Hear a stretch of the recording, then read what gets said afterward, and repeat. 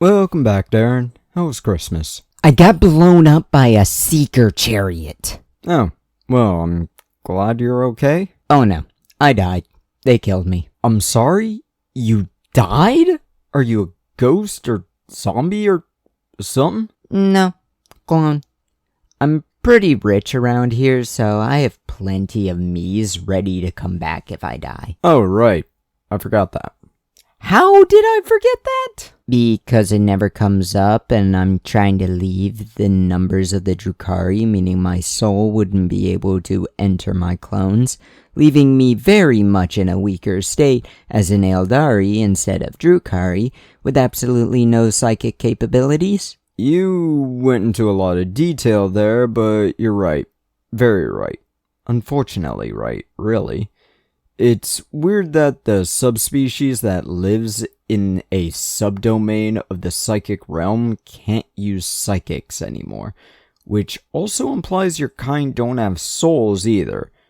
I doubt I'll step on that subject, but we'll see what happens. How was Christmas for you, David? Same as every year. I spent it alone, killing monsters while worrying about tax forms. But I should find a subject to talk about this week. Yeah, it is Monday. You were writing a script on Friday. Normally, the script is long since done by now. You don't need to remind me. I'm just filling the script out with mindless shit right now to fill the time. You know what? How about another movie review? I've done my favorite film and a great musical. What else can I do? You know, I watched a movie last year, I think it was. Might be fitting for this week right now. The film Violent Night. When did this movie... What do you mean it came out 2 years ago, huh? That feels weird. I thought it was last year. But this is a film starring David Harbour, which you may recognize from Disney's Marvel movies as Captain Communist, or whatever his character's name is, and John Leguizamo, which you may recognize as Luigi from the Super Mario Bros. Movie, not the cartoon. Now, normally I try to avoid giving a plot synopsis, but there's really not much to talk about with this film. It's essentially your basic revenge plot. David Harbour plays Santa Claus, built like a brick shithouse, like when Bill Goldberg from WWE played Santa in Santa's Sleigh. Santa Claus gets drunk while delivering presents to kids around the world, complaining about his job and bitching about his marriage troubles. While delivering gifts, he stumbles through one absolute mansion of a house, talking about how they can buy all the shit he's bringing instead of asking for Santa Claus to bring them the stuff. During the delivery, a crew of armed robbers come in and start causing trouble, military being brought in and Santa being stranded by the gunfire, scaring his reindeer and sleigh away.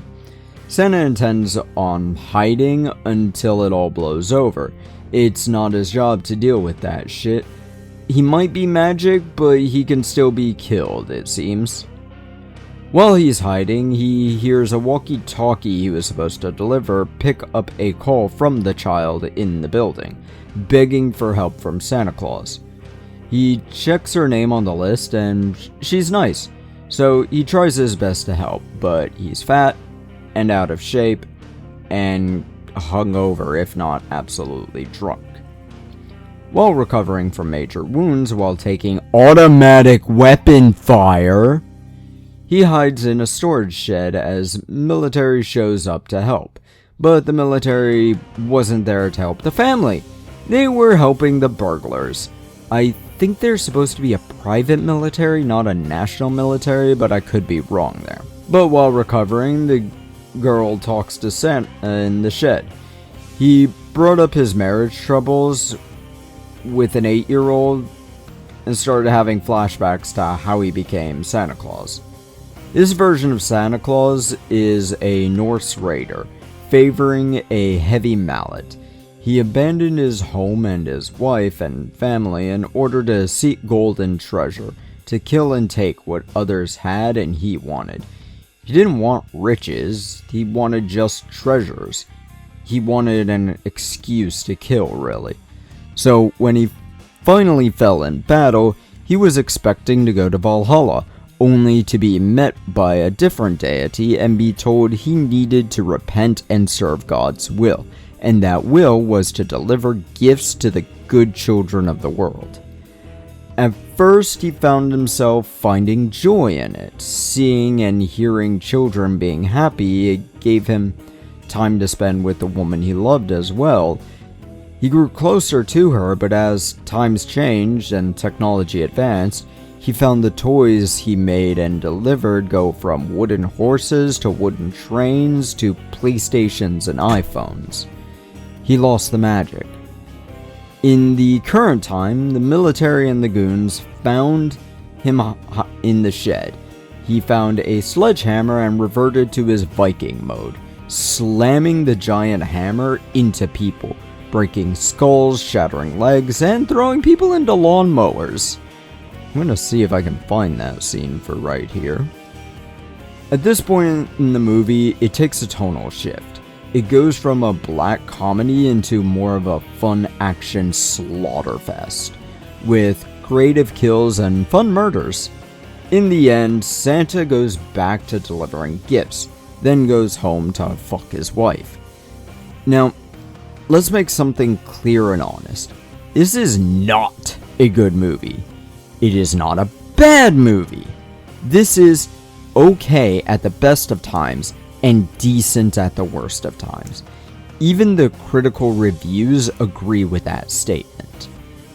This film had a budget of $20 million and boxed $76.5 million. So it made its money back and doubled, which is about what a film needs to make in order to be considered profitable by companies involved. The production company is a company by the name of 87 North Productions, while Universal Studios is just the distribution company, meaning they'll get a very small cut of the profits there. Now, 87 doesn't ring a bell immediately, but you'll definitely know all of their films.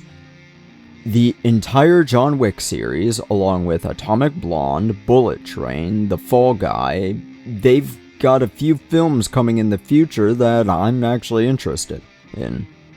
But hearing the short list, you can tell they have a preference for action films with big actors and cheap budgets. That's exactly who they are and how they make their money. They illumination their shit without the animation budget. Don't go into this film expecting a piece of art. Simply go in with some hope of mindless fun. And that's what it is. It's a simple, mindless Christmas fun like Die Hard, really. Yes, Die Hard is a Christmas movie. Shove off.